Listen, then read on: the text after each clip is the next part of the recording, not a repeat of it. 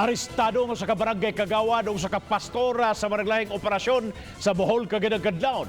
Ginakop sila si Carmilo Nuera nga tabada o sa kabarangay Kagawad o si Nathaniel Bernales Valiente o sa kapastor.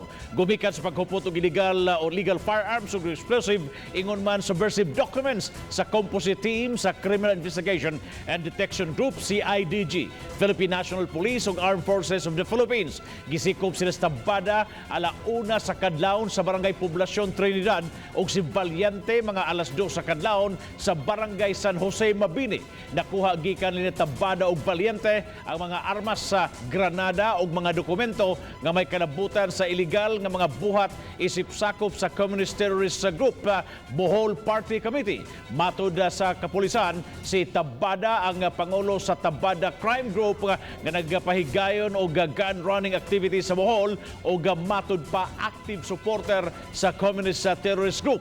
Samtang si Valiente nga nakabase sa Mabini, matud pa sakop sa mong grupo sa opisyal nga pamahayag sa Farmers Development Center o FARDEC kung diin coordinator si Tabada ilang gihimakak ang maong akusasyon batok sa duha.